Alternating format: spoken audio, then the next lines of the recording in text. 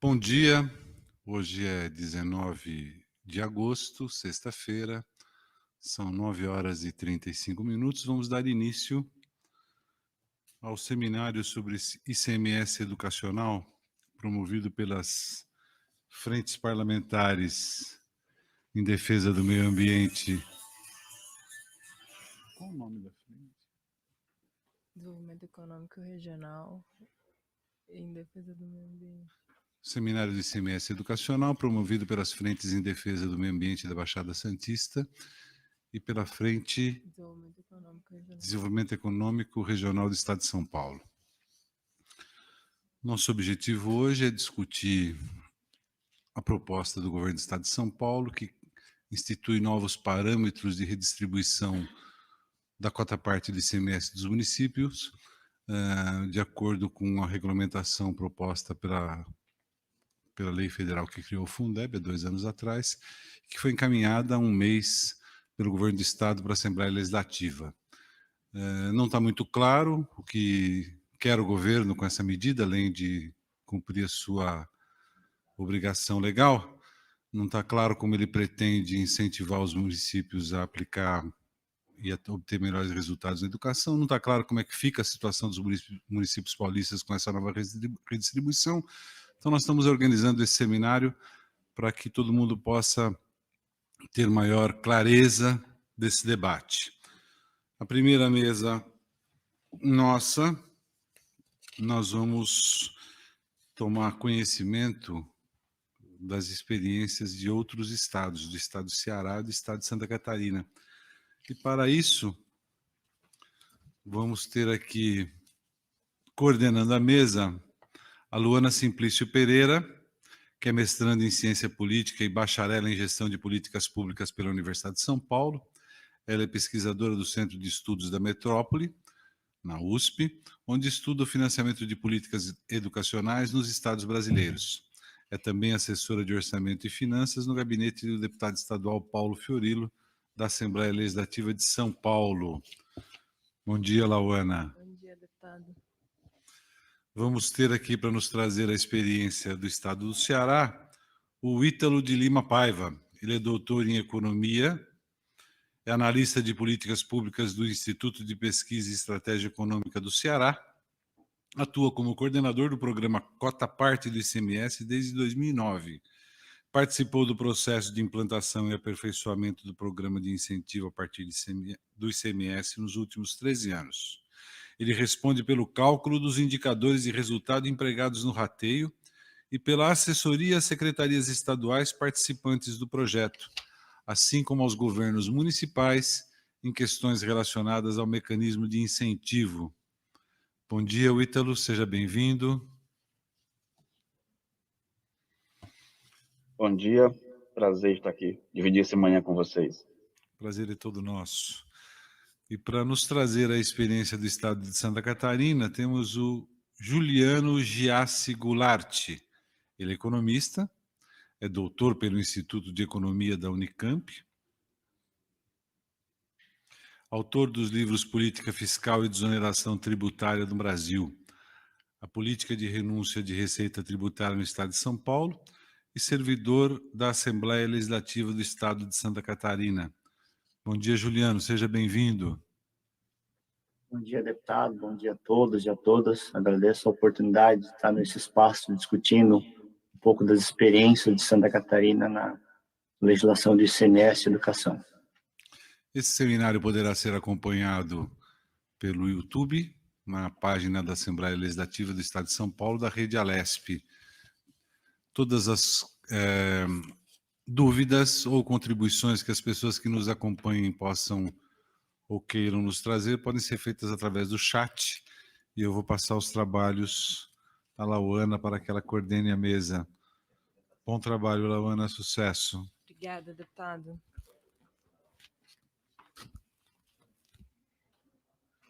Bom, pessoal, bom dia a todos e todas. É um prazer estar aqui, a convite dos coordenadores das frentes parlamentares para discutir essa proposta, ao lado do Wilson, do Vítalo e do Juliano, para conhecer um pouco das experiências de outros estados. Então, a minha intenção com essa apresentação é contar um pouco como é que anda essa discussão nos estados, e primeiramente do que a gente está tratando, né, quando a gente fala de semestre educacional, falar um pouquinho sobre como é que andam os avanços dessa legislação nos estados, e sobre o caso de São Paulo especificamente, para depois entender as especificidades dos estados de Santa Catarina e do Ceará, que os nossos colegas vão apresentar em seguida. Bom, então, primeiramente, para a gente entender o que é esse ICMS educacional, né? A gente precisa entender por partes. Primeiro, o ICMS, né? O ICMS é um imposto estadual, por determinação da Constituição Federal, ele é arrecadado pelos estados e 75% do que a gente arrecada pertence aos estados. Os 25% restantes, eles pertencem aos municípios, deve ser repassado aos municípios de cada estado.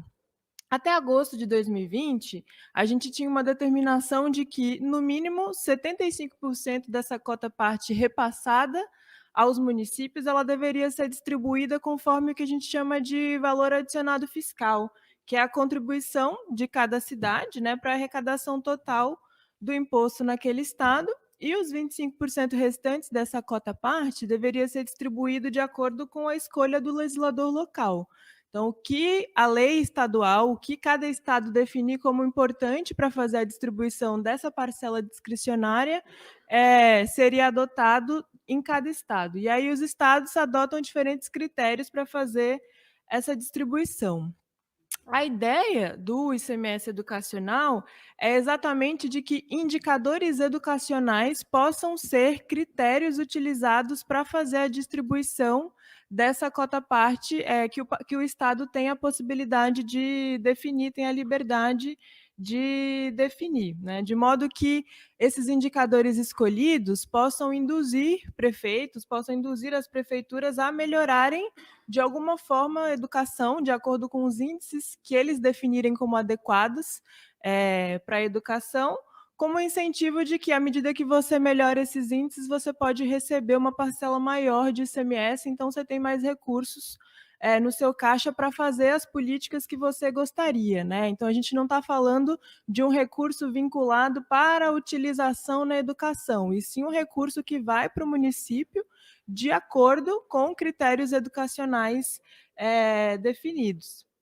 No Brasil, a gente tem uma legislação pioneira nesse sentido, né? Um caso pioneiro que foi o estado do Ceará, que adotou essa prática desde 2007, então definindo critérios educacionais, que depois a gente vai ouvir um pouco mais sobre isso, para fazer essa redistribuição do ICMS dentro de toda uma estratégia, né, de melhoria da qualidade do ensino fundamental lá naquele estado. E aí, por que eu falei que até agosto de 2020 a gente tinha uma legislação, né, que obrigava que 75% dessa cota-parte fosse definida de uma forma e outros 25% de outra forma, né? Isso muda com a Emenda Constitucional 108 de 2020, que é a emenda que ficou bastante conhecida por tornar perene o Fundeb, que é o Fundo de Desenvolvimento da Educação Básica, né, um mecanismo bastante conhecido por ter reduzido desigualdades de financiamento da educação no Brasil.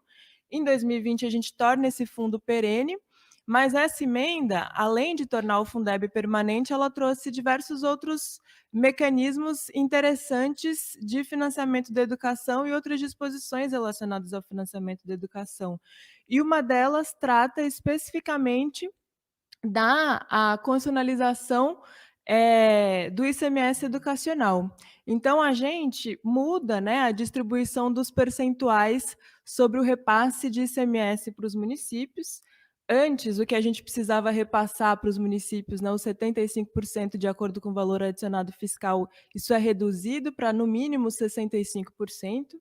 E esses 10 pontos percentuais que ficam a critério da escolha, né, dos estados para fazer essa redistribuição, a emenda diz que, obrigatoriamente, né, no mínimo 10 pontos percentuais vai precisar ser redistribuído para os municípios com base em indicadores de melhoria nos resultados de aprendizagem e de aumento da equidade, considerando o nível socioeconômico dos educandos. Então, aqui a gente está constitucionalizando o incentivo do ICMS educacional, lá pioneiro do caso do Ceará. E aí os estados teriam, a partir de agosto de 2020, 2 anos para fazer essa regulamentação, para aprovar essa lei estadual regulamentando a mudança, e é por isso que a gente está aqui hoje fazendo essa discussão. Temos feito, no meu grupo de pesquisa, lá no Centro de Estudos da Metrópole, um mapeamento sobre como é que os estados têm avançado nessa questão. Então, até dia 11 de agosto, né, a gente tinha levantado que 13 estados já elaboraram e aprovaram novas regras, tanto a partir da determinação da emenda, como também havia estados que, antes mesmo de a gente tornar esse incentivo constitucional, já faziam essa prática. O Ceará é um caso, o Pernambuco é outro caso, Alagoas é outro caso, já adotavam um incentivo educacional para a redistribuição do ICMS antes mesmo da emenda. Então, a gente tinha o seguinte panorama, né? 13 já elaboraram e aprovaram novas regras, embora alguns ainda carecem de regulamentação em legislação ordinária, em alguns lugares os percentuais de distribuição do ICMS são constitucionalizados, então precisava antes fazer uma emenda constitucional e só depois regulamentar, como é o caso de Santa Catarina, que provavelmente o Juliano vai conversar com a gente sobre. 7, né, até o momento que a gente fez esse levantamento, 7 estados possuíam algum projeto de lei em tramitação, então é o caso de São Paulo, inclusive, isso ainda não estava aprovado, e mapeamos 6 para os quais não foram identificadas propostas aprovadas ou em tramitação, né? Isso há poucos dias da gente vencer o prazo para fazer essa regulamentação. E o que dizem essas leis, esses projetos apresentados nessas casas legislativas pelos estados? A gente identificou algumas questões-chave, né? Assim, a maioria adotava um percentual de distribuição do ICMS vinculado a critérios de educação de forma bastante variada. Então, nós encontramos aí nas normas que a gente mapeou estados que adotavam 5% de distribuição do ICMS vinculado a critérios de educação, como era o caso de Alagoas, que provavelmente vai precisar reformular a sua lei, porque a emenda constitucional determina no mínimo 10%. Alagoas era um estado que já tinha esse incentivo antes da emenda, até estados que adotaram 20% de distribuição de acordo com o critério educacional, que era o caso do Maranhão, que ainda estava discutindo um projeto de lei, ainda não tinha aprovado. E a maior parte dos percentuais que a gente identificou era no mínimo 10%, que é o que a emenda constitucional determina, então 10%, ou a escrita, né, na norma de que no mínimo 10% seriam destinados segundo critérios educacionais, era o mais frequente, seguido de 18%, que é o que adota o Estado de São Paulo no seu projeto, como a gente vai ver. E esses critérios de distribuição também variam muito entre os estados, né? Em alguns, eles são, inclusive, bastante genéricos, com a reprodução assim, literal do texto da emenda constitucional 108, e mais específicos em alguns, né? Que definem, inclusive, os indicadores já no texto da lei ordinária que aprovaram, com as respectivas fórmulas de cálculo desses indicadores, o que é bastante importante. E aí, quais são os principais indicadores que a gente visualizou nessas normas que mapeamos? A adoção de índices de alfabetização e proficiência em avaliações de língua portuguesa e matemática são os indicadores mais frequentes que aparecem. E aí, tanto utilizando a nota absoluta desses índices, né, nos municípios, quanto a evolução que esses municípios apresentam ao longo do tempo, que é bastante importante, porque aí você não repassa recurso para a cidade só considerando a nota que ela tem naquele momento, mas a partir de um esforço identificado para que ela melhore ao longo do tempo. Geralmente, esses estados estão adotando uma focalização nos anos iniciais do ensino fundamental, mas não é tão frequente como a adoção dos índices que comentei. E, eventualmente, isso aparece em poucos estados que a gente analisou, pelo menos no texto da lei, né? Não sabemos como vai ser regulamentado depois por decreto, aparece alguma ponderação pelo nível socioeconômico dos educandos. Então, utilizando ali algum critério socioeconômico, como número de famílias cadastradas no cadastro único, número de famílias, mães, né, e pais de alunos do ensino fundamental com situação de vulnerabilidade, em pobreza ou extrema pobreza, mas isso está pouquíssimo claro nos projetos que levantamos, não está claro logo no texto da lei, né? Provavelmente pode ser regulamentado depois por decreto. Foi comum observar, como comentei, uma série de legislações ou propostas sem a definição dos indicadores no texto da lei, que provavelmente vai ser definida de acordo com um decreto do Executivo. E o caso de São Paulo especificamente, né? O que diz o projeto de lei 424? É um projeto de autoria do Poder Executivo, como o deputado Maurício comentou, ele foi enviado para a Assembleia no dia 30 de junho desse ano, em regime de urgência, o que significa que a gente tem um prazo mais restrito para a discussão desse projeto e para a apresentação de emendas, apenas 3 sessões para a apresentação de emendas.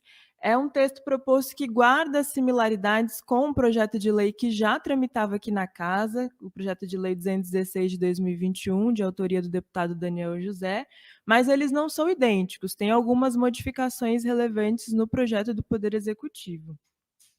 Se comparado ao que vem sendo apresentado, né, esse projeto de lei com esse panorama de projetos que a gente levantou dos outros estados, o projeto de São Paulo ele é, sim, considerado mais específico e mais claro no sentido de definir quais serão os critérios educacionais utilizados para redistribuição. Inclusive porque já está no texto da lei ordinária, do projeto de lei ordinária, como é que vai ser o cálculo desse indicador previamente definido. E as novas regras, segundo o projeto, as novas regras de distribuição da cota-parte do ICMS passarão a valer a partir do ano de 2025, se aprovado o projeto. Então, como é que São Paulo forma, né, os 18% que vão passar a ser distribuídos segundo critérios educacionais?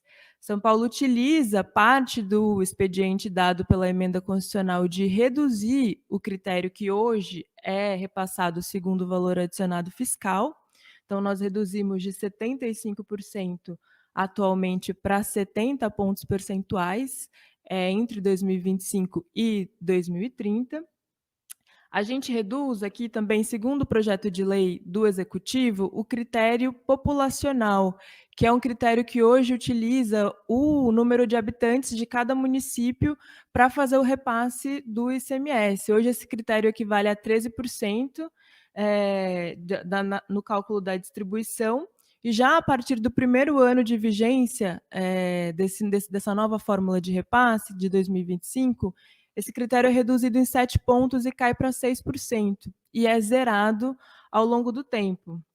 A gente mantém outros critérios que hoje já são utilizados, como de repasse segundo a receita tributária, as receitas próprias de cada município, a área cultivada nos municípios, e outros critérios ambientais, na maior parte deles, que estão aí abaixo da receita tributária. Então, a proposta do governo de São Paulo é retirar 5 pontos do valor adicionado fiscal, do quanto as cidades paulistas geram, contribuem para a proposta para a arrecadação do ICMS, e retirar pontos ligados à população de cada município. É assim que a gente forma os 18% ao longo do tempo. Então, a ideia é começar com 10% em 2025 e, incrementalmente, aumentar esse percentual até 2030.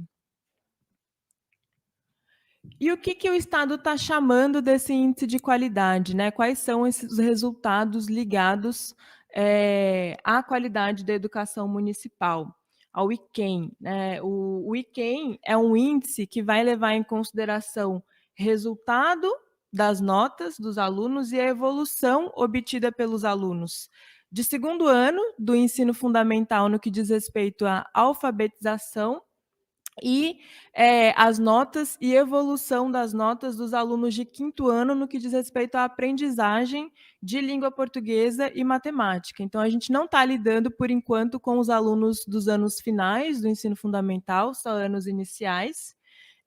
40% desse índice é composto pelo índice de alfabetização, então uma importância que o Estado está dando para a alfabetização, para as notas de alfabetização e para a evolução dessa alfabetização ao longo do tempo. Outros 40% desse índice vai ser composto pelo indicador, né, de proficiência das provas de língua portuguesa e de matemática, e 20% desse índice vai ser composto pela taxa de reprovação e abandono escolar dos alunos de todos os anos do ensino fundamental.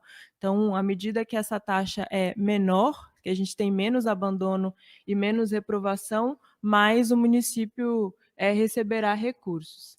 E esse índice de qualidade da educação municipal vai ser ponderado pelo porte, por um indicador chamado de porte, que é formado pela população de cada município, pelo número de matrículas dos anos iniciais do ensino fundamental naquele município e pelo número de alunos em situação de vulnerabilidade. E aí, situação de vulnerabilidade, o Poder Executivo está entendendo especialmente os alunos que pertencem a famílias que estão cadastradas no Cadastro Único em situação de pobreza ou extrema pobreza.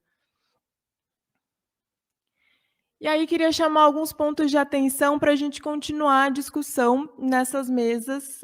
Espero que os nossos colegas, a partir da experiência deles, nos ajudem a entender também, a discutir, a melhorar o projeto do caso de São Paulo, né? Uma primeira questão aqui.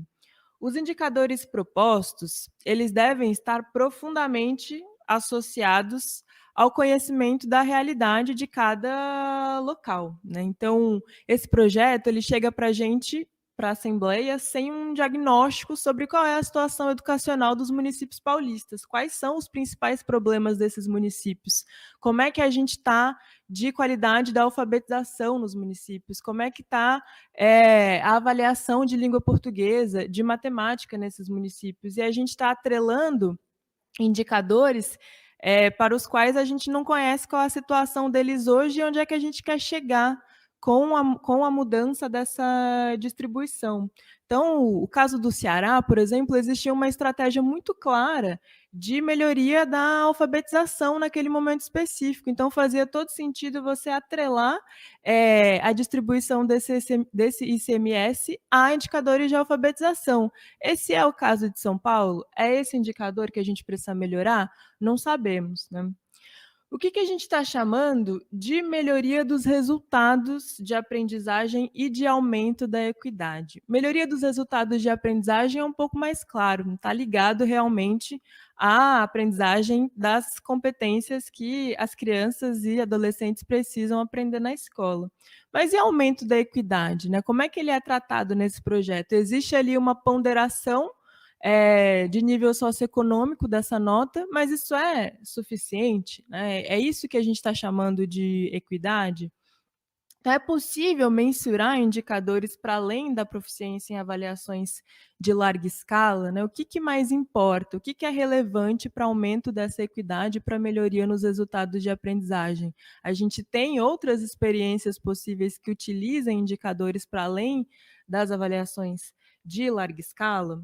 Uma outra questão importante que eu queria chamar a atenção é que a medida sozinha, a medida, o incentivo, né, o ICMS educacional, sozinha ela pode não ter o efeito que a gente espera de melhoria da qualidade da educação nos municípios, né? Ela deve estar associada, essa medida, a uma estratégia estadual de melhoria da qualidade da educação e de apoio aos municípios, né, com a concretização de um efetivo regime de colaboração entre os estados e os municípios. A gente usa muito o caso do Ceará como caso de sucesso, então o que o Ceará adota seria também bom para o Brasil, mas acho que é muito importante da gente destacar que, no caso do Ceará, o ICMS educacional foi uma das medidas, uma das estratégias utilizadas, entre várias outras, inclusive a construção de um sistema estadual de educação de apoio aos municípios, de assistência técnica, financeira aos municípios. Então, a gente não pode acreditar que a instituição desse incentivo é uma bala de prata, né, que vai resolver todos os problemas educacionais dos nossos municípios.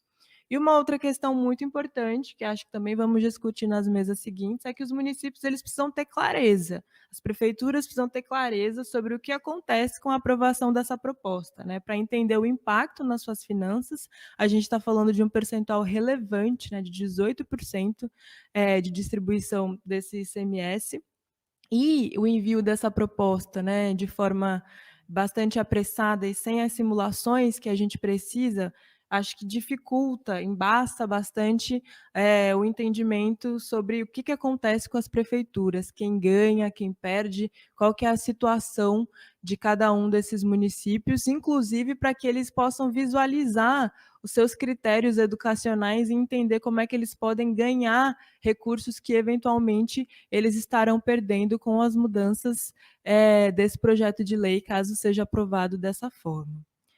Então é isso, queria chamar a atenção para esses pontos, espero que as próximas conversas aí possam elucidar essa discussão e a gente construir uma discussão mais democrática e tecnicamente mais qualificada também sobre esse tema. Obrigada, obrigada a todos.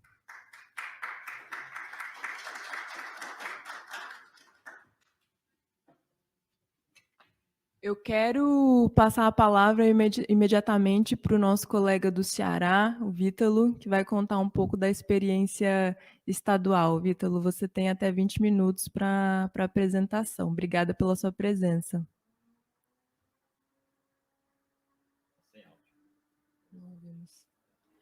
Vítalo, não te ouvimos. Guardando aqui a... Ok, Isso. tudo bem agora, não é isso? Acho que vocês me escutam. Isso, Ótimo. isso. Bom, estava te dando parabéns pela apresentação, né? Agradecendo o convite, obrigado pelo convite. Já nós aqui do Ceará já fazemos essas reuniões já há algum tempo e é sempre um momento prazeroso de conversar, né? De apresentar um pouco o que a gente viveu na construção do nosso modelo, de contribuir com os estados parceiros, com o país para melhorar a educação e também de aprender, né? Ver um pouco como é que os colegas estão trabalhando e, quem sabe, buscar alguma ideia que possa aperfeiçoar o nosso modelo aqui. Eu já tomei nota aqui do seu modelo socioeconômico e a gente está discutindo isso aqui no Ceará também, então já me serve como um exemplo, é sempre uma oportunidade muito, muito gratificante. Tá? E esses pontos que você colocou como pontos de atenção, eu colocaria como pontos fundamentais de atenção, tá? São quase que condicionantes do sucesso. Se esses pontos forem negligenciados, a chance de fracasso ela tende a aumentar, então é importantíssimo que essas questões que você levantou sejam tratadas aí pelo Estado de São Paulo para aumentar essa efetividade do mecanismo, tá? Eu vou aqui compartilhar minha tela, né, para poder falar um pouquinho com vocês sobre o nosso modelo, tá? Só um instante. Pode me habilitar para poder compartilhar a tela? Que está dando inabilitado aqui.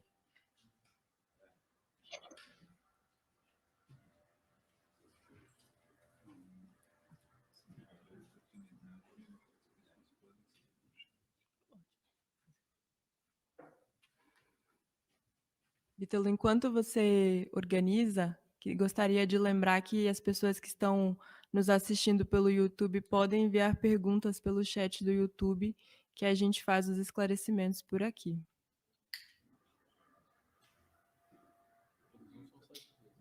Deixa eu ver se já está liberado aqui para mim.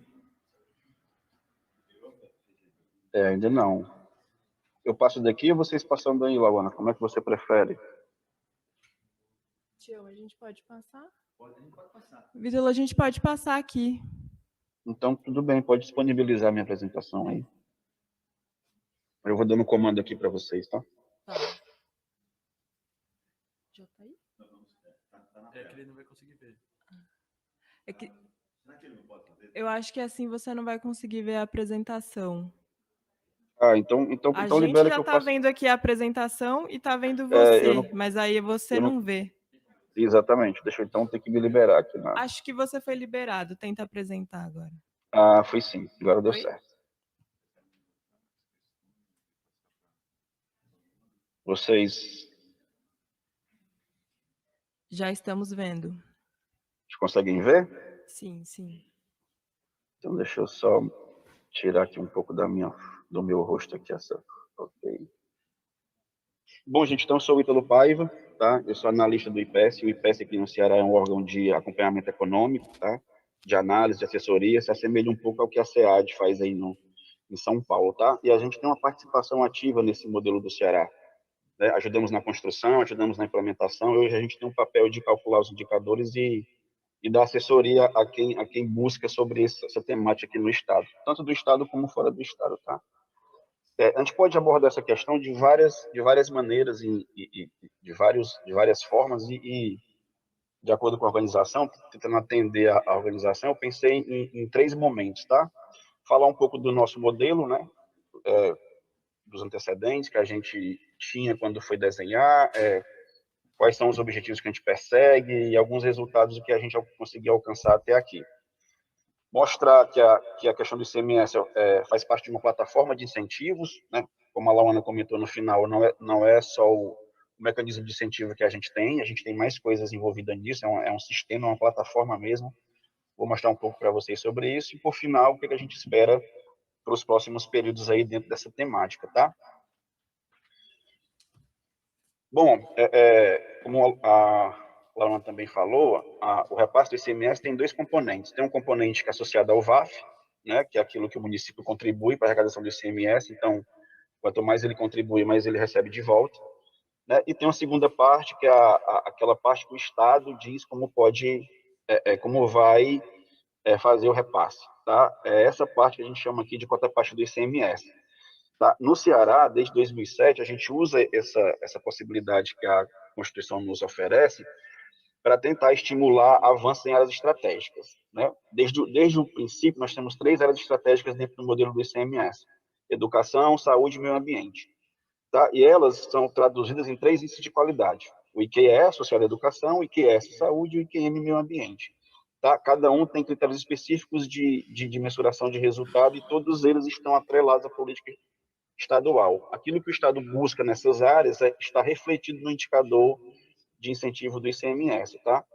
No nosso modelo, desde o início, a educação, né, tem maior peso relativo e ela acaba influenciando mais os repasses, e isso é um ponto importante dentro do nosso modelo. Então, como que está no Ceará hoje? Né? Então, né, no gráfico da esquerda, você tem aqui o que o Estado arrecada, né? 75% fica no cofre estadual e o Estado é obrigado a repassar 25% aos municípios. Tá? É uma obrigação constitucional. Como que o nosso modelo divide esses 25%? Né? 65%, que é o limite inferior, vai via VAF, ou seja, né, se divide o recurso em 65%, forma um montante de rateio e os municípios disputam esse montante de acordo com o critério do VAF. 18% dividido com base na educação, né, 15% com base na saúde e 2% com base no meio ambiente. Tá? 18% sempre foi educação. O que essa mudança no Ceará, com a mudança da lei, que permitiu diminuir o repasse via VAF, a gente optou por aumentar o potencial da saúde, e aí saiu de 5% para 10%. Tá? Educação sempre, desde o início, teve o peso de 18% aqui no estado do Ceará. Bom, e quais são nossos objetivos com essa ferramenta? Né? Esses objetivos, eles retratam muito a nossa realidade lá em 2007. Tá? Voltando àquela época, nós tínhamos resultados ruins nos municípios, né, que acabavam levando baixa performance em aprendizagem e um contexto de desigualdade. Então, esse era o ambiente que existia no Ceará em 2007. Então, a partir desse diagnóstico, nós passamos a buscar alguns objetivos. Primeiro, melhorar os estados municipais em educação, né, estimulando desempenhos, mas também combatendo a desigualdade para buscar resultados mais homogêneos. Mudamos uma prática da gestão, ou seja, abandonamos a prática, o foco da gestão nos gastos. Tá? Não interessa mais apenas construir escola, equipar a escola, a gente também passou a observar e dar mais ênfase aos resultados, ou seja, o que essa escola reformada vai trazer de resultado para o município e para o estado. Né? Buscamos instituir um mecanismo de recompensa, o ICMS é esse mecanismo de recompensa, né? Onde o município que melhor se destaca, ele acaba sendo premiado com esse valor financeiro. Tá? E também buscamos fortalecer uma parceria que já existia no estado e município, mas a gente fortaleceu essa parceria para obter avanço nos indicadores. É importante destacar que a educação básica ela é função do município, não é do estado. Quer dizer, a educação fundamental, quem gerencia, quem tem poder de decisão é o município e não o estado. Então, é importantíssimo criar essa parceria, criar essa pactuação com o município para que a ideia do estado se materialize na gestão municipal. Então, esse pacto e essa articulação ela foi fortalecida, né, partir de programas específicos da educação, que eu vou falar daqui a pouquinho, para que a gente conjuntamente buscasse esses resultados. E, por fim, né, um resultado acessório, né, mas que também é importante, é tornar o repasse mais distributivo e meritocrático. Né? O nosso modelo anterior não era distributivo e muito menos meritocrático. Né? Municípios que se esforçassem não poderiam receber mais recurso. No modelo anterior, a gente buscou encerrar esse modelo e migrar para algo mais poderoso. Bom, quais foram o passo a passo? Como é que a gente evoluiu de 2007 para cá? Então, 2007 e 2008, nós fizemos a implantação do modelo, né? Foi o primeiro ano de desenho da metodologia. Eu não participei desse momento, eu cheguei em 2009, de 2009 que eu estou comandando isso aqui no IPS no Estado. Né? Então, a gente, em 2007 e 2008, desenhamos o modelo, fizemos os primeiros cálculos, e o primeiro repasse financeiro foi em 2009. Né? Em 2009 também nós fizemos uma série de oficinas técnicas com os municípios, né? Convidamos para vir aqui à capital Fortaleza, participar de oficinas técnicas para a gente apresentar a eles a forma de se dar o rateio. É importante que eles tenham a exata compreensão de como se dá essa forma de rateio, de como eles podem atuar para ter melhor resultado. Em 2010, né, em parceria com a Associação de Prefeitos aqui do Estado, nós visitamos o interior, e aí a gente foi às regiões do Ceará, visitando cada município, cada regional, para explicar, né, como que a conta se dava, quais indicadores eram observados, como eles poderiam melhorar práticas internas. A gente fez isso.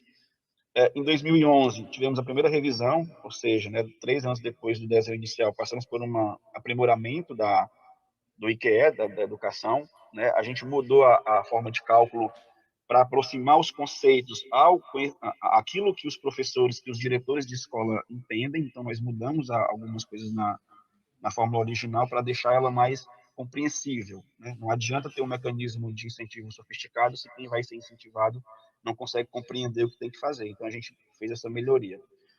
De 2012 a 2018 foi um processo de consolidação, a gente não fez nenhuma mudança na nossa metodologia de cálculo, no sistema. Foi um processo de que a gente foi ano a ano acompanhando os municípios, aprendendo a fazer essa gestão do programa. Então, você tem um longo prazo aí de aprendizagem, isso foi fundamental para dar consistência ao nosso modelo. Em 2019, a gente fez 10 anos, né, é um marco importante para a gente, 10 anos do nosso modelo. A gente pode dizer hoje que nós estamos muito mais amadurecidos em relação a 2009, muito mais conhecimento acumulado para aperfeiçoar, para sustentar essa estratégia, né, da educação. E nós tivemos também uma segunda mudança. Nós passamos aqui a incluir o 9º ano. Né? O modelo original era apenas o 2º e o 5º ano, como São Paulo está querendo fazer. Nós também fizemos isso e só em 2019 colocamos o 9º ano dentro do critério de apuração de resultado, né? Dentro do IQE. E também fizemos mudanças no IQS, que é o componente da saúde. Em 2020, a gente aplicou essas novas regras do IQE, tá? Tivemos a modificação dos repasses, né, da cota parte, e 2021 e 2022 são anos atípicos que a gente está muito adaptado a desenvolvendo ações para se adaptar à pandemia e às consequências dela, né? Então, a gente tem um tratamento especial aqui no método de apuração de resultado para preservar os municípios das consequências da pandemia. Tá? Então, esse é o nosso histórico de evolução, de amadurecimento, aí, que já se vão quase 13 anos. Alguns resultados, né? Chama a atenção para o resultado financeiro, tá? Isso é importante. O poder financeiro do mecanismo de incentivo ele é algo relevante para tornar ele importante na gestão municipal.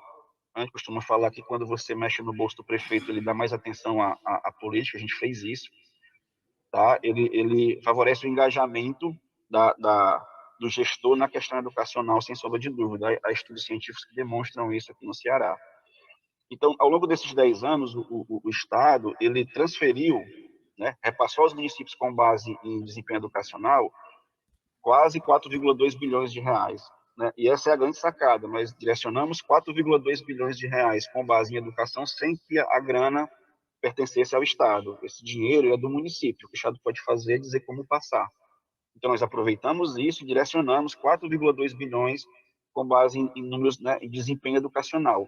Esse valor poderia ter ido por tamanho do município, por população, por indicador de pobreza, por qualquer outro. Nós, né, optamos por fazer isso por fazer essa transferência com base em desempenho educacional, e é uma quantia bastante expressiva.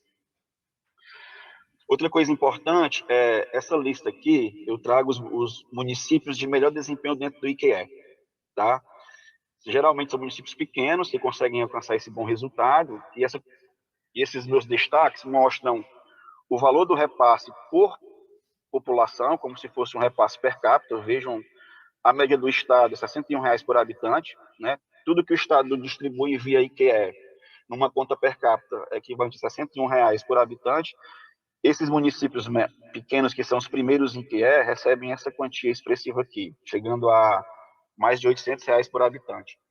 Quando eu observo o repasse que o município recebe via IQE, dentro de todo o repasse que ele recebe do ICMS, para esses municípios menores, o peso chega a superar 80%. Ou seja, de tudo aquilo que o município recebe de ICMS ao longo do ano, 80% está associado ao desempenho educacional. Então, essas magnitudes financeiras colocam a educação sob o foco primeiro do gestor municipal, né? É muito importante para ele garantir os resultados. E a nossa metodologia, ela não garante resultado anual. Assim, se o município for bem no ano e não for bem no ano seguinte, ele perde isso. Tá? O dinheiro conquistado em um ano não tem garantia de que ele vai ficar por mais tempo. Depende da continuidade da gestão municipal. Como falou a Lauana, o recurso do ICMS ele não vai vinculado. O município não é obrigado a gastar em educação.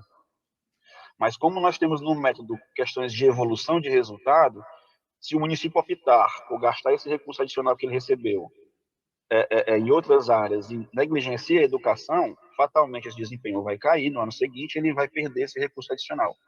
Então, é meio que implicitamente a gente estimula o município a manter um orçamento expressivo em educação para garantir seus resultados, tá? E município pequeno isso ainda é mais expressivo, né? E esse montante de recurso, claro, se transforma em engajamento na gestão municipal. Em termos educacionais, eu trago aqui avaliações próprias do Estado, né? 2007 mostram como se dava a proficiência no nosso Estado, né? A grande maioria dos municípios tinha nível intermediário de proficiência. Em 2018, quase 100% dos municípios estão no nível desejável de alfabetização. Então, nós já vencemos essa etapa e a preocupação agora é como você melhorar essa apuração de resultados aqui da alfabetização, tá? Quando eu olho no quinto ano, língua portuguesa e matemática, eu tenho cenários parecidos, né? Cenários críticos, tanto em português e matemática em 2008, e agora a gente consegue avançar para um cenário onde os níveis intermediários e adequado predominam em todo o Estado. Então, nós temos também evoluções relevantes dentro do Estado a partir de avaliações próprias. Mas tais avaliações também retratam números nacionais, né? A partir dos dados do IDEB, nós temos aqui que 98% das escolas estaduais, dos municipais do Ceará, já haviam atingido a meta do IDEB estabelecida. Ou seja, nós temos aqui bom resultado com equidade, ou seja, a desigualdade ela também foi superada no Estado. Né? Então, a gente conseguiu, a partir desse modelo e da plataforma de incentivos que eu vou falar, alcançar esse número que é bem interessante para a gente. Bom, agora um pouco da plataforma de incentivos, né? Reforçando, o ICMS ele é uma estratégia dentro de uma estratégia maior, tá? Ele não é nossa bala de prata, ele tem a sua relevância sem dúvida, mas ele não funciona sozinho, ele funciona dentro de uma plataforma que traz outras coisas igualmente importantes, tá? Antes disso, primeiro entender como é que esse método como é que o nosso sistema, né, de incentivo ele está construído, né? É importante saber disso porque cada decisão dessa está ligada a um objetivo que se quer alcançar. Tá? Primeiro, o nosso sistema usa uma avaliação própria do Estado, que é o SPAES, né? Sistema Permanente de Avaliação de Educação Básica do Ceará. Ele já é bem antigo, desde 92 que o Estado tem esse sistema de avaliação. Então, ele é o nosso gerador de dados, né? O Estado vai ao município, faz a avaliação, todos os municípios são colocados sob a mesma avaliação, sob a mesma métrica de avaliação, né? Então, o município não faz parte da avaliação, o Estado que gerencia isso, o município não tem governança sobre a geração desse dado, isso é importante para a proteção da estatística, né? Para evitar comportamentos maliciosos. Então, o Estado gera o próprio dado a partir do sistema de avaliação, e ele é feito anualmente. que é importante, ele é tempestivo.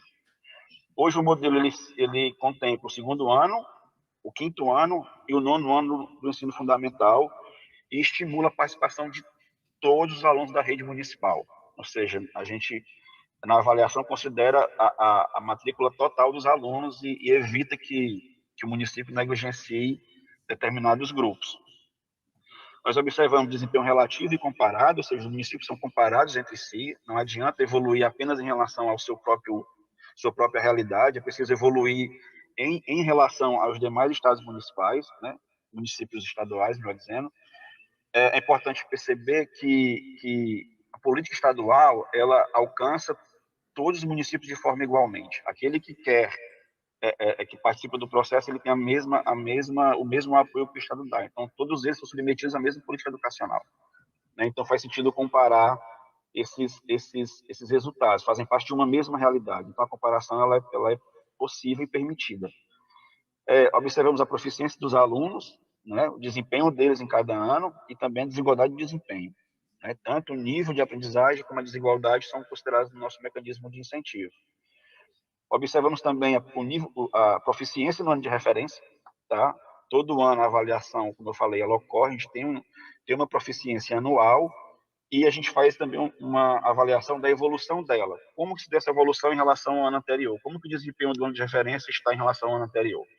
Tá? Daí eu falar que se o município alcança bom resultado de um ano e cai no outro, pela evolução isso vai ser captado e ele vai ser penalizado.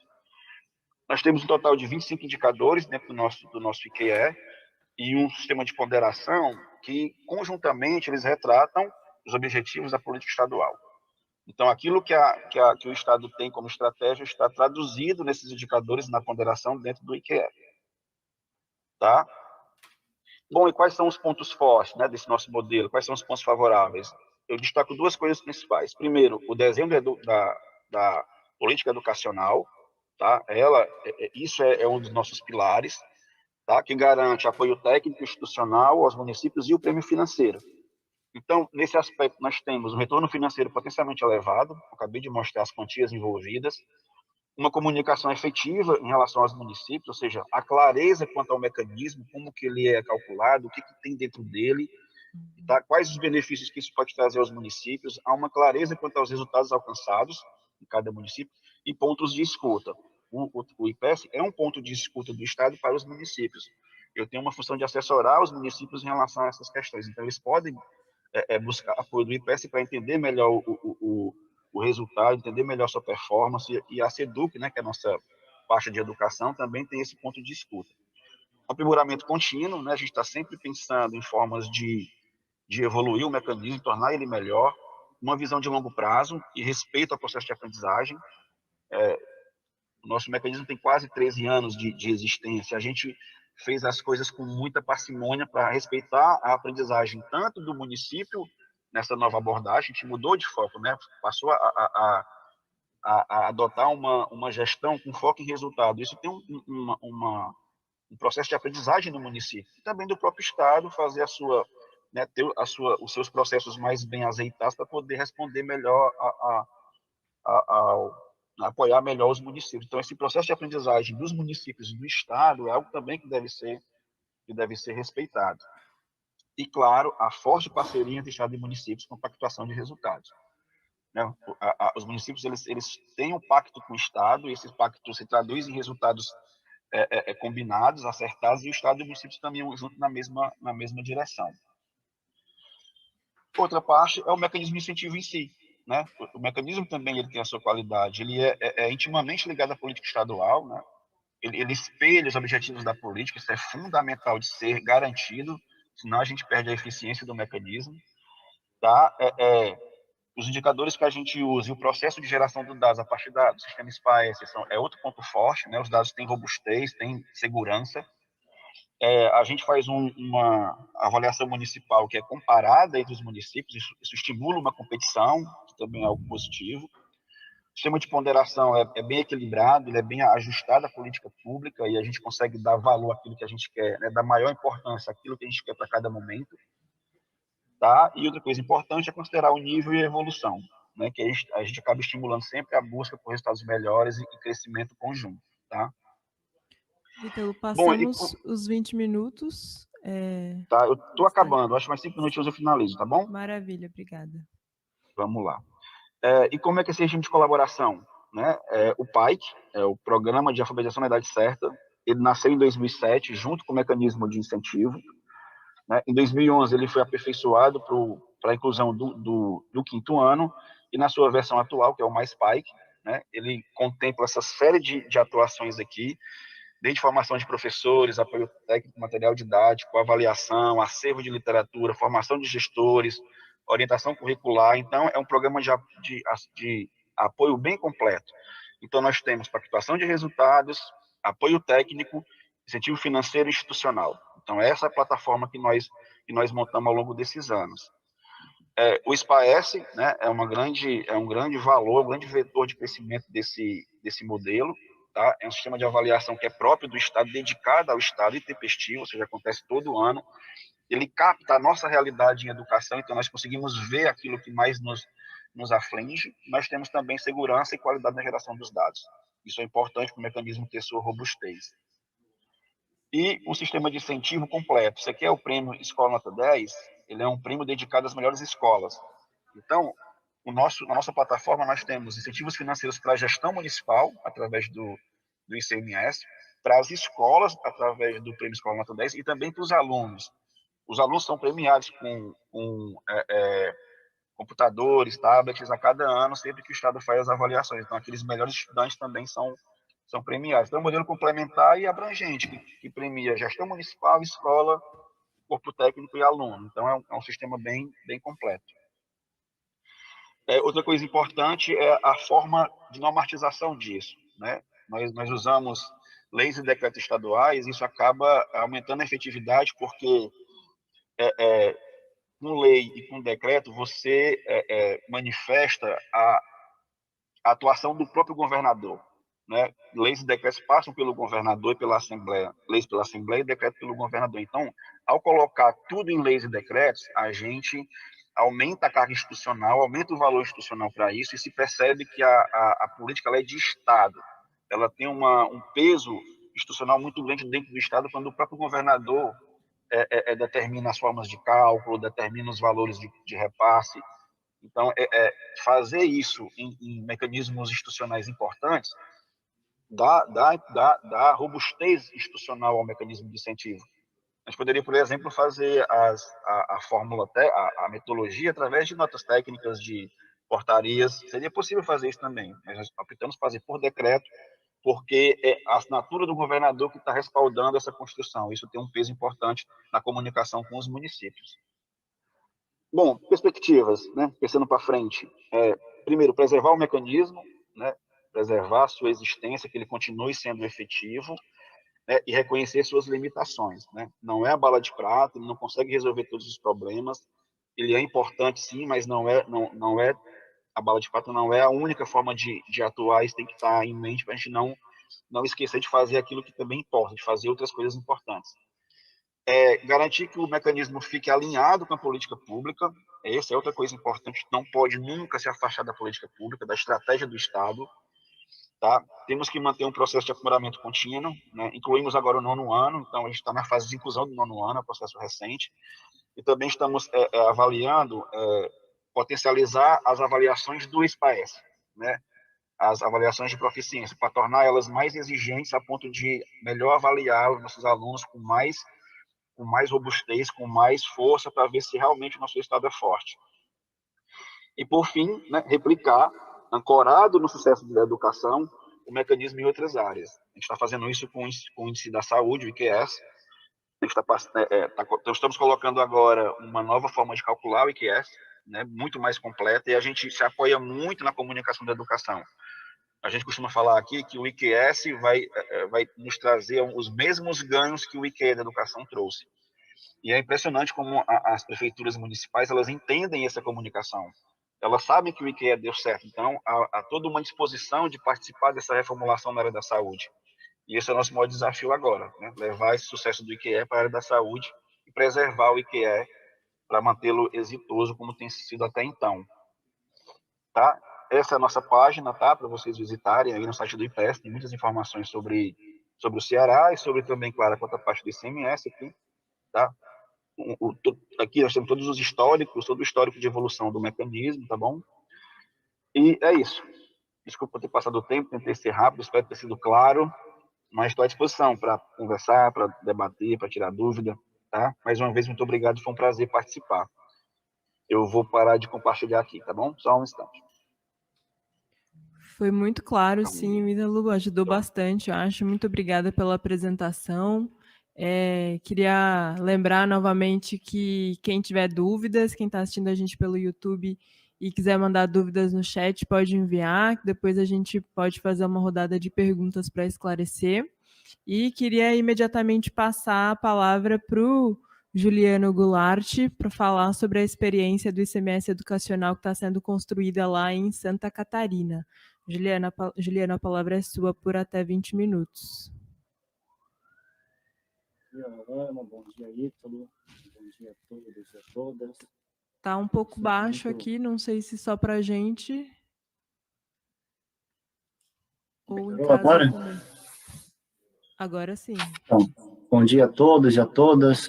Me sinto muito honrado de estar nesse espaço legislativo discutindo a questão do ICMS, educação, em Santa Catarina.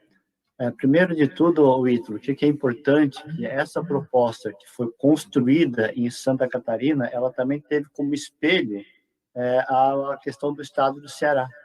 Então, a gente tomou como ponto de partida todo o acúmulo de discussão do estado do Ceará. Inclusive, teve assessores do estado do Ceará que tiveram, em função da pandemia naquele período, né, através de live, discutindo e trocando experiência aqui em Santa Catarina. Então, eu queria fazer uma observação aqui, na minha intervenção. Eu não vou fazer a apresentação, mas eu vou fazer como que nós começamos a discutir e a construir a questão do ICMS em educação em Santa Catarina. Primeiro de tudo, o que é importante a gente fazer um retrospectivo, que a emenda constitucional 108, lá de 26 de agosto de 2000, ela estabeleceu prazo de 2 anos para os estados se adequarem à nova mudança constitucional. Então, esta emenda ela redefiniu o financiamento da educação pública no Brasil. Então, o objetivo dessa proposta da federal era garantir padrões de qualidade social, que contribuam socialmente, né, para a redução das desigualdades educacionais, promovam a cidadania e como a educação como um direito social, como um direito cultural, como um direito econômico, como um direito à perspectiva de progredir socialmente numa economia de mercado. Mas essa emenda constitucional foi muito além. Eu queria nominar 3 pontos importantes da emenda constitucional. Tem outros, mas o primeiro é que ela aumentou a complementação de recursos da União, no Fundeb. O segundo, ela retirou os inativos da educação no cômputo do mínimo constitucional. E o terceiro, estabeleceu nova partilha de distribuição de receita do ICMS. Na primeira, na questão da complementação da União, a União vai gradativamente aumentando os seus percentuais, né, de 23% para até 2026. Inicialmente, a União botava 10% e vai de forma progressiva até chegar a 23% em 2026. Então, isso é um ponto importante que vai dar complementação e vai aumentar a estrutura financeira de financiamento da educação pública no Brasil. Então, a União aumentou a sua complementação. O segundo ponto é porque ela retirou os inativos do cômputo do mínimo constitucional dos 25%. Por exemplo, em Santa Catarina, o governo do estado, historicamente, nunca cumpriu o mínimo constitucional de 25%. Eles, para cumprir esse mínimo constitucional, sempre incluía os inativos no 25%. E o Tribunal de Contas estava sempre pegando no pé do governo do estado, olha, isso não pode, tem resolução, tem acordo, isso não aumenta a qualidade do ensino público, então tem que retirar os inativos. E Santa Catarina nunca retirava, sempre colocava e não cumpria esse mínimo. Por exemplo, em 2020, que foi o ano da emenda constitucional 108, 210 milhões foram computados como mínimo constitucional em Santa Catarina, que eram recursos inativos. Então, foram 210 milhões que deixaram de ser aplicados em educação, porque foram incluídos inativos na base de cálculo. E, a partir de 2021, o Estado retirou já esses inativos do cômputo do mínimo constitucional e conseguiu cumprir o mínimo retirando isso. Mas só para a gente pegar e olhar para trás, 2015 até 2020, mais de 2 bilhões foram colocados como os inativos do mínimo constitucional. E no período de 10 anos, foram mais de 7 bilhões que estavam os inativos do mínimo constitucional. Então, a emenda constitucional de 108, ela consolidou e definiu a norma que os estados não podem contabilizar os inativos do mínimo constitucional. Então, a partir disso, todos os estados começaram a retirar. E também, além disso, aumentou os valores do Fundeb de 60% para 70% nos investidos profissionais na educação. Então, esse é o segundo momento importante da emenda constitucional 108. E o terceiro é relativo ao ICMS Educação, como a Alana já comentou nesse ponto. Isso, observado todas as questões dos critérios ali, uma parte, Santa Catarina, diferente de São Paulo, só tem 2 critérios de partilha do ICMS. Um é o valor adicionado, que é 85%, e um é o valor fixo, todos os municípios recebem iguais, que é o 15%. E agora vai ter o ICMS Educação, que é 10%, até chegar a 15%. E essa diferença vai sair do valor adicionado. Não vai mexer na cota parte fixa, porque, como Santa Catarina, a ampla maioria são municípios pequenos, vai interferir muito na distribuição de receita para os pequenos municípios. Mas um pouco da experiência aqui em Santa Catarina, quando começou essa discussão do ICMS, educação em nível nacional, quando foi aprovada a emenda constitucional 108, o Estado, o governo do Estado de Santa Catarina, encaminhou para a Assembleia Legislativa uma proposta de emenda constitucional. A emenda constitucional era ipsis lite a emenda federal 108, reduzia de 75 para 65, e estabeleceu o critério aí podendo ser de 10% até 35% do ICMS Educação. E, a partir deste momento, quando o Executivo protocolou a proposta de emenda constitucional na Assembleia Legislativa, se iniciou um movimento para criar um grupo de trabalho. Porque primeiro tinha uma emenda constitucional e depois viria um projeto de lei ordinário para regulamentar a emenda constitucional. Só que nesse período de 2021 até 2021, durante mais de um ano, foi esse grupo de trabalho que envolveu a Assembleia Legislativa, Tribunal de Contas, Ministério Público, Federação dos Municípios, a Undime, Procuradoria-Geral do Estado, Controladoria-Geral do Estado e demais órgãos ligados à educação. Durante mais de um ano, ficamos discutindo como estabelecer os critérios, a metodologia de cálculo, a partilha, que município que ia ganhar, que município que ia perder. Então, o Estado ele deu uma autonomia para esse grupo de trabalho para elaborar uma proposta, discutir a melhor forma de partilha e qual eram os melhores indicadores para compor o ICMS Educação.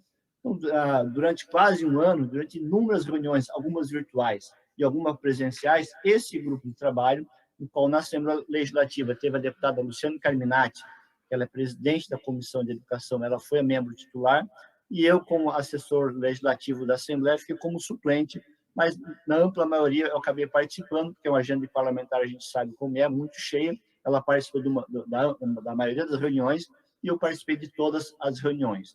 Então, esse grupo de trabalho estabeleceu um conjunto de metodologias baseado na experiência do Estado do Ceará, mas procurou também estabelecer outros indicadores para compor esse ICMS Educação. Por exemplo, não é apenas as notas.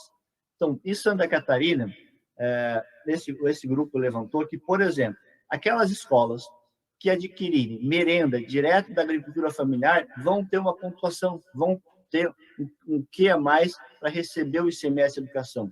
Aquelas escolas que tiverem eleição direta para diretores, também vai ser um critério de distribuição.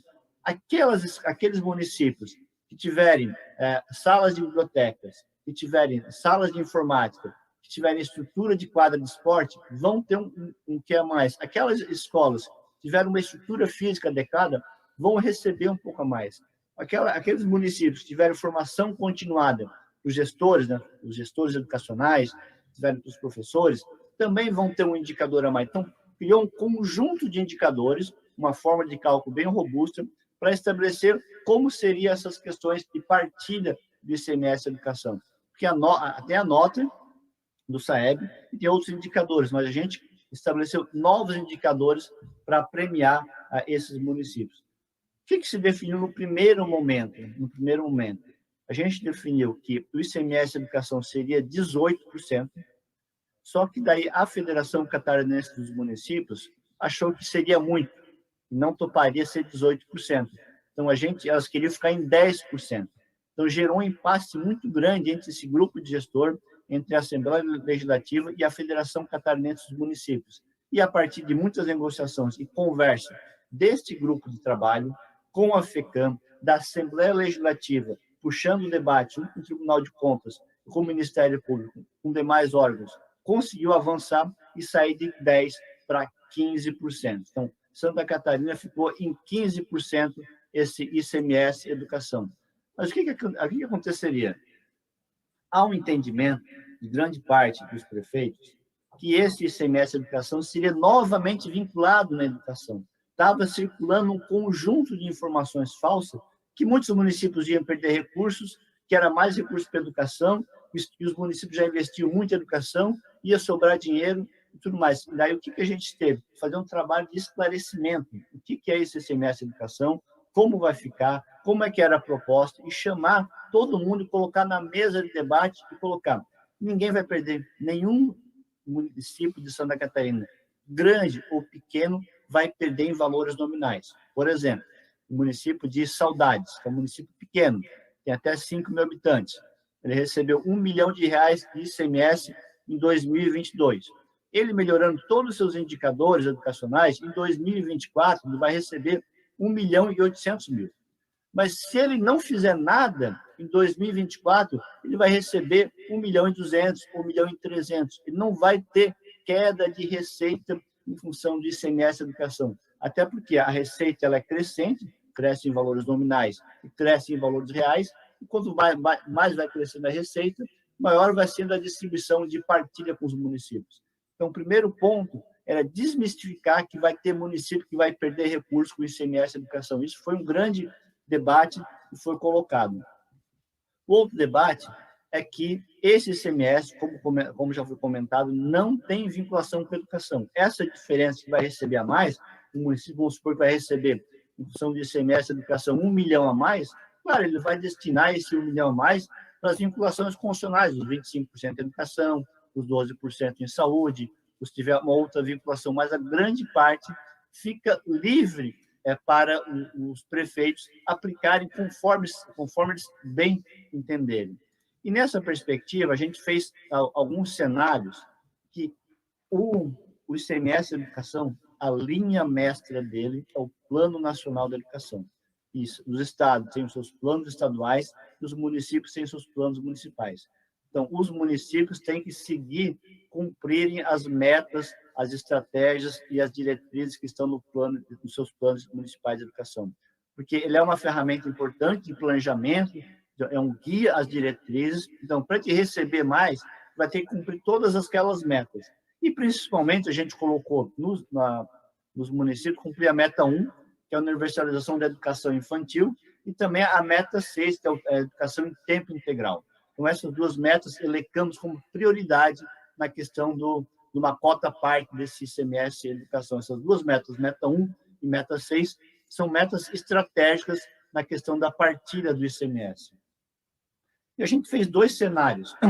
Um ex ante, para avaliar o melhor desempenho, considerando os impactos diretos e indiretos, e cenários alternativos da questão do ICMS Educação. Então, a gente fez várias simulações. Aquele município que ia ter melhores indicadores, criamos um painel, um site que você pode colocar os indicadores no Tribunal de Contas e ver quem vai ganhar mais e quem vai deixar de ganhar, não vai perder, deixar de ganhar, e fizemos um cenário ex post, a partir das análises, né, longitudinais, de controle e avaliação, e para atingir os determinados, os definidos, os objetos do ICMS Educação. Mas o mais importante desta construção é porque foi uma construção coletiva.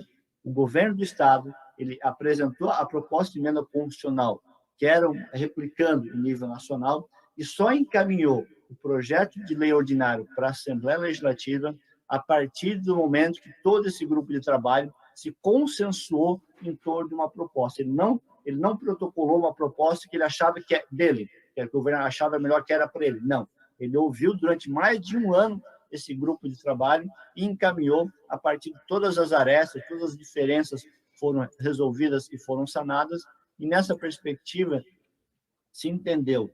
Tinha duas quedas, a FECAM queria ficar com 10% e o grupo de trabalho estabeleceu 18% de ICMS de educação. E num consenso, numa grande reunião na Assembleia Legislativa, se definiu que será 15% e vai ser de forma gradual. Até porque a maioria dos estados que a gente levantou os indicadores, não tem ninguém estático, não tem ninguém 10%. Há estados que têm 14%, outros 15%, 17%, 18%. Pode chegar até 35%. Então, a gente estabeleceu essa construção e agora vem a regulamentação, que é um segundo momento. A gente aprovou a emenda constitucional, aprovou o projeto de lei ordinário e agora vai fazer a regulamentação por decreto. Nesse decreto, vai se novamente criar um grupo de trabalho que vai fazer permanente acompanhamento nos municípios e no Estado, como que vai se dar essa sistemática de partilha com aqueles municípios que vão ganhar, aqueles municípios que vão deixar de ganhar, porque existe um conflito distributivo entre os municípios. E o Estado, ele tem como ente federativo maior aqui, ele tem que coordenar esse conflito distributivo.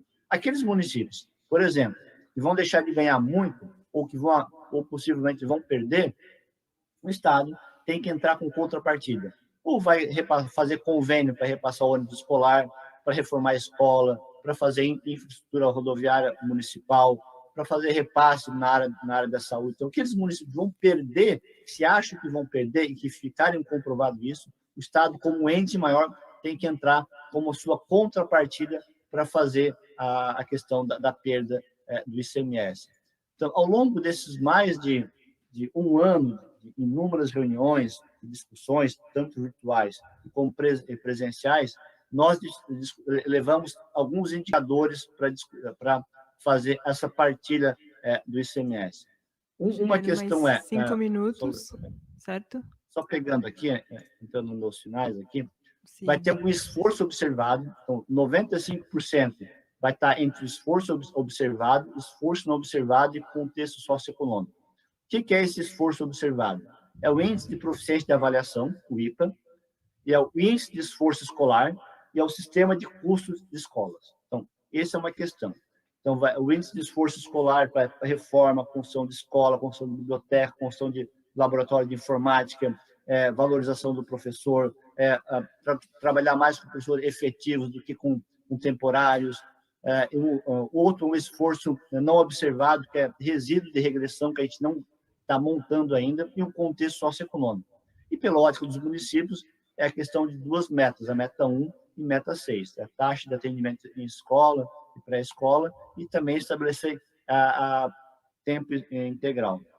O que é importante? Esses municípios, os estados, têm até o dia 26 para aprovar a legislação, depois encaminhar para o Ministério da Educação, que é o VAAR, que é a complementação que vai vir lá da União, que vai até 2,5%, que é o valor considerável. Muitos estados, muitos municípios vão perder uma cota parte do VAAR por não ter enviado, não ter discutido e não ter aprovado essas leis. Então, a estimativa que a gente fez é que dos mais de 5.600 municípios catarinenses, no primeiro ano do VAAR, aproximadamente 2.500 vão receber o recurso. O restante não vai receber, porque não vai ter a sua metodologia encaminhada, arredondado a emenda constitucional, o projeto de lei e a regulamentação dela. Então, isso que é importante, que os municípios, os estados, tensionem na aprovação dessa lei, porque está em jogo alguns bilhões de reais. Nesse primeiro momento, são 4 bilhões que vão ser distribuídos aí para 2,5 milhões de municípios no Brasil, não os 5.500, porque nem todos estão complementar no VAR. Então, um pouco da experiência de Santa Catarina, a questão central que a gente pega em Santa Catarina, para finalizar, é que se criou um grupo de trabalho que durante mais de um ano se reuniu e discutiu a emenda constitucional 108 e criou metodologia de cálculo, metodologia de repasse, e esse resultado desse grupo de trabalho nasceu um projeto de lei ordinário que foi encaminhado para o Executivo encaminhou conforme foi essa discussão nesse grupo de trabalho. Não foi algo que veio de cima para baixo, foi uma construção coletiva de várias entidades, órgãos públicos, que veio de baixo para cima, e quando estava consensuada, foi para a Assembleia Legislativa, foi numa segunda-feira, e na quarta-feira acabou sendo aprovado. Inclusive, o projeto foi sem regime de urgência, que já havia o consenso entre todos os deputados, Tribunal de Contas, Ministério Público, Controladoria Geral do Estado, Undime, FECAM, e demais entidades que participaram. Então, foi uma construção coletiva dentro de um processo plural, democrático, que ouviu as divergentes correntes teóricas, ideológicas, que têm a concepção diferente da educação. A gente conseguiu estabelecer uma metodologia e um conjunto de indicadores que vão compor o ICMS da educação. Não um, não dois, não três, mas um conjunto de indicadores, e esses indicadores eles vão estar abertos, vão estar em constante mudança e transformação. O que significa isso? Novos indicadores podem ser acrescentados na questão da partilha do ICMS da educação. Então, acho que dentro do meu tempo, assim, Luana, um pouco da experiência de Santa Catarina, acho que seria isso. Muito obrigado. Obrigada, Juliano. Obrigada por contar um pouco como é que vocês estão trabalhando aí a questão desse projeto de lei. Eu sei que temos algumas perguntas aqui no chat do YouTube, mas antes de passá-las, queria saber se alguém que está aqui presente gostaria de fazer alguma intervenção, alguma questão relacionada às falas que tivemos aqui hoje. Não? Acho que podemos passar, David, as questões do público, do YouTube. Aqui sim. Tinha um solto aqui, tem um sem fio ali dentro. Obrigado. Ali, com ele.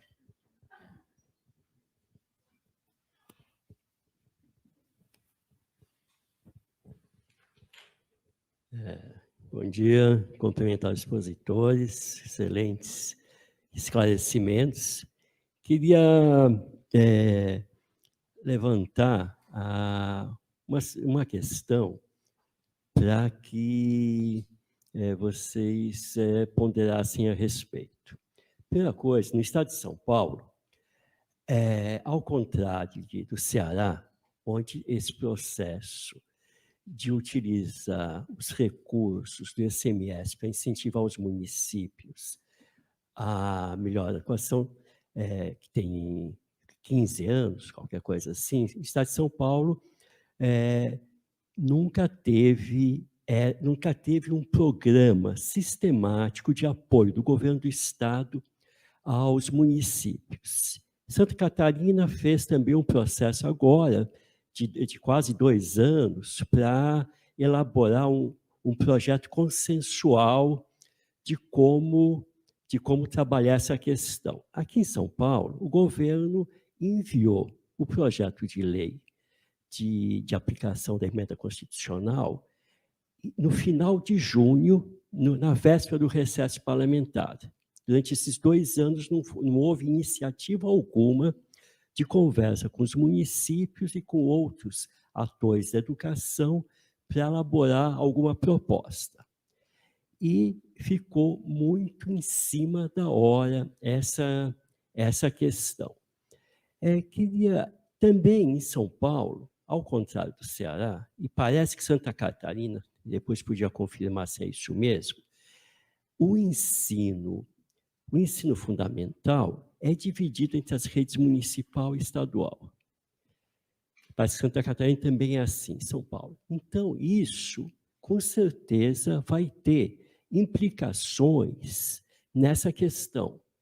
E em São Paulo, com o agravante que não tem nenhum sistema de melhoria do conjunto do ensino que congregue tanto a rede municipal como a rede estadual.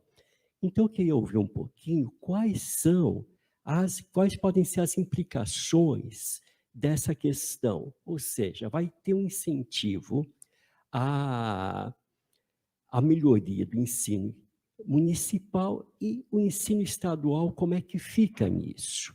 E parece também que não existe grandes diferenças na média de desempenho entre o ensino municipal e estadual. Não sei qual é em Santa Catarina, aqui parece que não existe grandes diferenças, exceto no que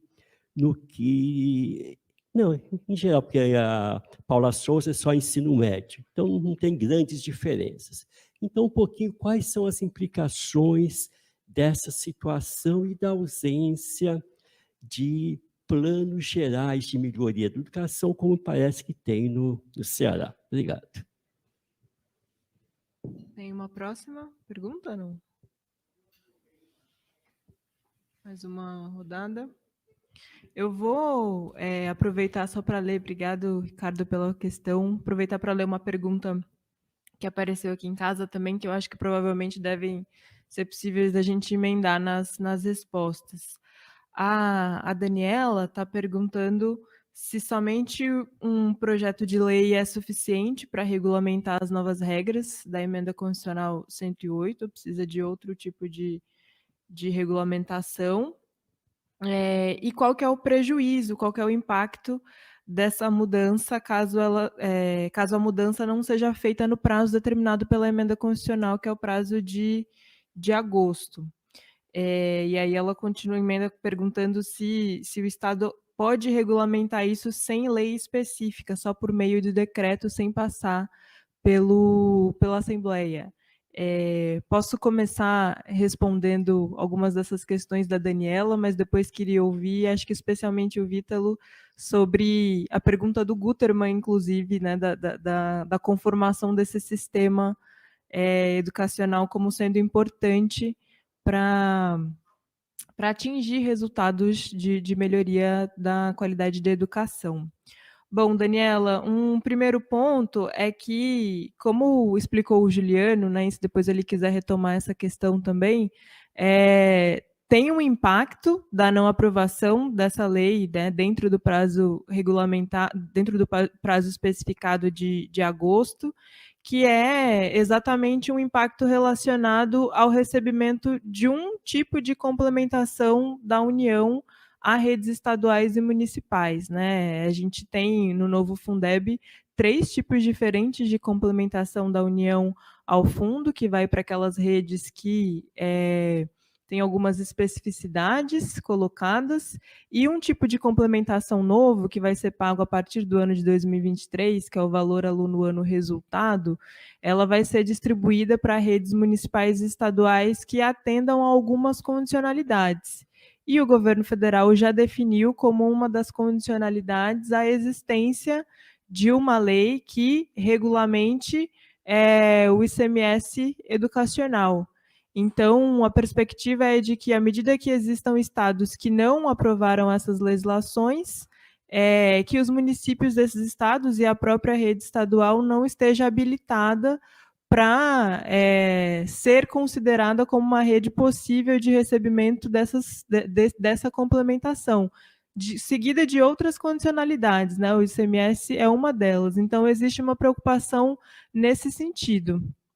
Quanto à possibilidade de regulamentação, né, das regras da emenda 108 só por meio de projeto de lei, e a gente tem uma variação entre os estados, né? Então, por exemplo, tem estados, como é o caso de Santa Catarina, que o percentual de redistribuição da cota-parte do ICMS estava constitucionalizado. Então, antes de enviar um projeto de lei regulamentando o ICMS educacional, eles precisaram passar uma emenda constitucional redistribuindo esses percentuais e só depois um projeto de lei para fazer essa discussão. Então, os estados têm níveis diferentes de normatização dessa legislação e aí cada estado vai passar por diferentes fases. Aqui em São Paulo, a gente necessitava de um projeto de lei apenas, e foi o projeto de lei que o governo enviou. Como eu comentei no início, alguns estados estão fazendo projetos de lei mais gerais e deixando a definição específica do indicador e a própria fórmula de cálculo do indicador para ser definido por decreto do Poder Executivo. Então, existem esses níveis diferentes aí de trabalho que estão sendo adotados nos diferentes estados, o que, em alguma medida, pode ser bom, porque os estados têm as suas especificidades e têm as próprias conformações de poder político local e entendem, né, o que é possível discutir naquele momento.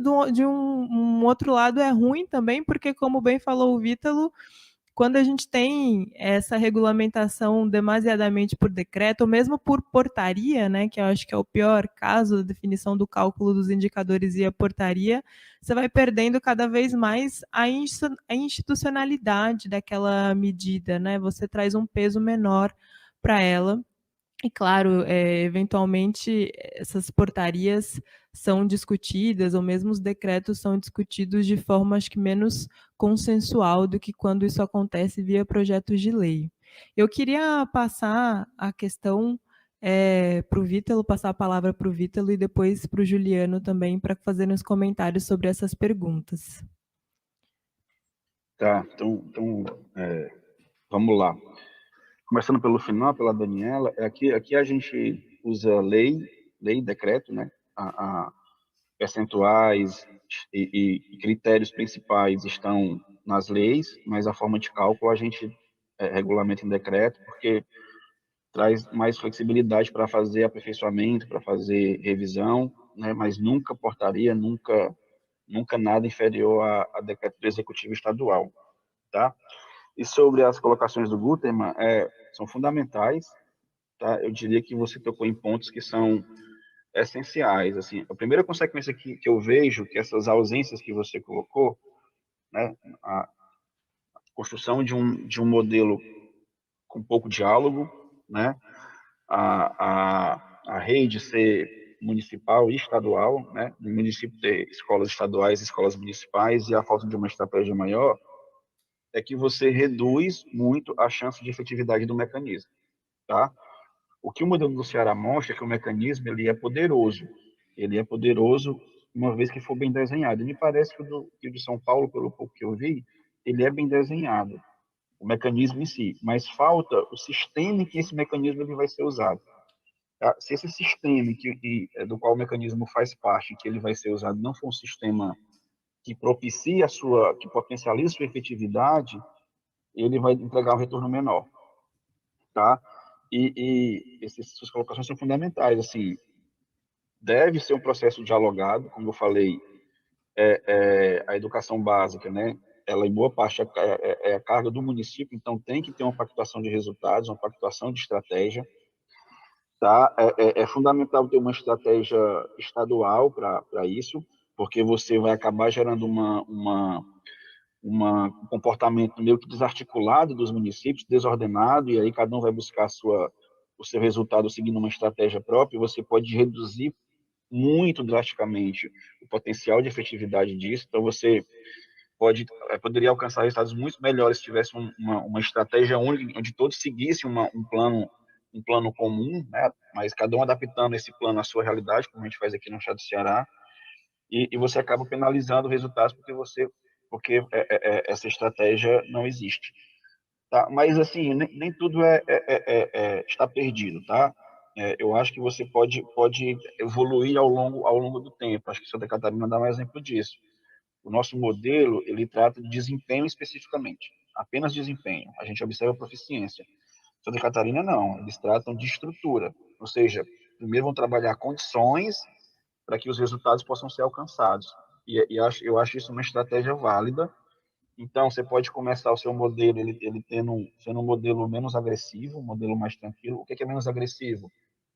Alongar a transição, talvez seja assim, você ir mudando aos poucos, alongar a transição para dar tempo nesse processo de você abrir diálogo, de você evoluir junto com os municípios, de você criar uma estratégia estadual. Então, é possível você combinar isso. Alonga um pouco essa implantação do sistema de incentivo, faz ele funcionar de forma gradativa e nesse meio tempo você vai cumprindo, né, limpando esses problemas, né, abrindo um diálogo, conversando com os municípios, montando uma estratégia comum para os municípios, acho que você consegue fazer isso. E sobre a questão das redes municipal e estadual, Assim, claro que o ideal é que o que o município receba de recurso esteja diretamente associado ao seu esforço. Se a rede não é municipal, esse esforço não vai ser dele. Uma alternativa é você separar a rede, é uma possível, você apenas fazer repasse com base na rede municipal e desconsiderar a rede estadual, é uma alternativa. Você pode também mesclar as duas redes, mas aí dar um peso menor para resultados que venham da escola estadual e um peso maior para escolas municipais. É possível fazer isso também, tem que avaliar cada caso. Tá? Mas o importante, e até contando um pouco o que o Juliano falou, é que você caminhe o processo para avaliação de desempenho, tá? Para que você traga engajamento ao município. No primeiro momento, eu concordo que você tem que suavizar perdas, pensar na questão orçamentária, mas isso não pode durar para sempre, porque você diminui o engajamento. O nosso modelo é bem agressivo quanto a isso. A gente não tem gatilho, o que ganhou, ganhou, o que perdeu, perdeu. Tá? Isso tem um custo para a gestão municipal, mas eu garanto, Juliano, que o engajamento ele é fundamental. Então, eu acho importante, no primeiro momento, colocar essa preocupação, né? Evitar perdas municipais é importante no primeiro momento, trabalhar a estrutura dentro do indicador é importante, mas eu acho que isso tem que ser abandonado no longo prazo.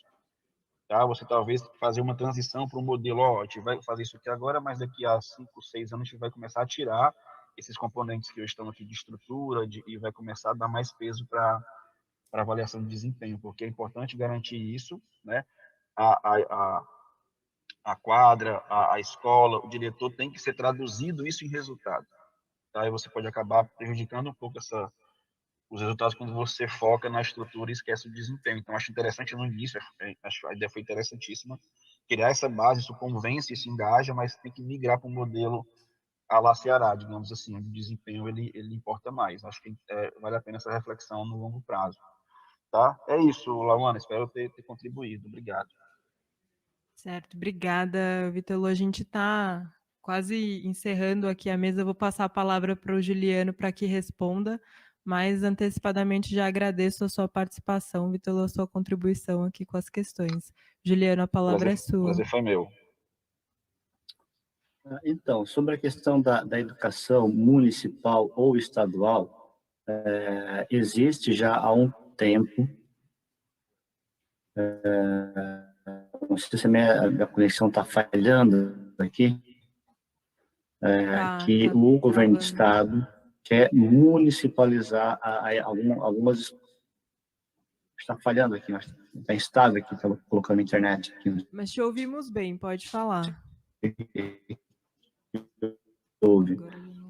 Mas então, o governo do estado já há algum tempo vem fazendo um levantamento, porque existe no mesmo município, em bairros próximos, uma escola estadual e uma escola municipal. Então, ele quer transferir esses alunos para a escola municipal e otimizar e assumir alguns compromissos de partilha. Então, isso já tem, mas neste momento a educação não fez essa previsão, porque ela ainda não avançou. Ela está num plano de discussão, mas existe tensionamento, inclusive do Sindicato de Educação, de alguns parlamentares que entendem que não tem que haver um processo de municipalização da educação. Então, isso a gente não levantou. Outra questão que a gente não levantou também, mas que muitos tensionaram, é sobretudo aquela questão de pequenos municípios e grandes municípios. Na questão do Fundeb, os grandes municípios são superavitários, os pequenos municípios são deficitários. Então, nessa questão de partilha de recursos que vai e que vem, os pequenos municípios, eles contribuem mais com o recurso do Fundeb do que recebem. Eles queriam colocar, olha, já que a gente perde recurso do Fundeb, tem que colocar essa metodologia. Não, esse não é o momento. Ele é um sistema que vai estar em permanente transformação, vai estar em aberto. São dois momentos. O ex-ante, a gente fez toda uma questão de planejamento, de como repassar, tentar estabelecer indicadores de qualidade, indicadores de estrutura. Por que indicadores de estrutura? Porque muitas escolas de Santa Catarina estão caindo aos pedaços. A gente vê que tem um mito que Santa Catarina é um estado rico, que é uma Suíça e tudo mais, mas das mais de 1.300 escolas, muitas delas estão há muito tempo sem estrutura, sem reforma permanente, então muitas delas não têm quadra de esporte, não tem biblioteca, não tem laboratório de informática. Então, a gente estabeleceu, olha, o indicador de estrutura, neste momento, ele é importante. Tem um indicador qualitativo, que pega as metas do Plano Estadual de Educação, mas também tem que ter, não pode ter escolas só quando chove, cheio de goteira. É o que existe. Escolas que não têm banheiros adequados, não tem estrutura para deficiente físico, não tem que readequar. Entendemos que essa questão estrutural, ela também está conectada com a qualidade. Aí vai o plano de valorização do professor, do gestor e do aluno. Também estabeleceu a questão de sócio-educantes, né? Vai ter bolsas de estudos. Então, tem um conjunto de fatores que procurou se elencar para além da questão das notas do SEB, que é importante, a nota de matemática, a nota de português, mas estabelece outros indicadores. E a questão central é tirar o gestor público, o prefeito, da sua zona de conforto. Que é muita zona de conforto, fica parado ali e recebe. Não pode. Você tem que fazer melhoria quantitativa e melhoria qualitativa na estrutura educacional como um todo. E, neste momento, a gente acredita, fez um bom desenho da proposta do ICMS, regulamentou emenda constitucional, regulamentou em lei ordinária. Agora vem um outro momento, que é fazer um decreto para estabelecer novamente um grupo de trabalho que vai definir, os critérios já estão definidos em lei, mas que vai fazer a implementação e o acompanhamento. E esse acompanhamento vai estar monitorando se cada município, os 295 municípios, se há mudança estrutural, se há mudança qualitativa e se há mudança qualitativa. Aquele índice, ele vai mudando ano a ano, igual o índice de participação dos municípios, vai mudando ano a ano. Então, aqueles municípios que estiverem empenhados e saírem da sua zona de conforto, vão ter um recurso a mais do ICMS Educação. E nesse primeiro momento, nós estimamos ali alguns bilhões de reais que pode ser redistribuído de acordo com os critérios educacionais. Então, esse eu acho que é um ponto importante que vai trazer mudanças qualitativas na estrutura educacional do Estado e na estrutura educacional do país através dessa lei. E agora, a complementação, que é o VAR, ele tem que ser regulamentado. Então, todos os estados têm até o dia 26, depois tem que encaminhar para o Ministério da Educação, acho que até setembro, para ter essa complementação.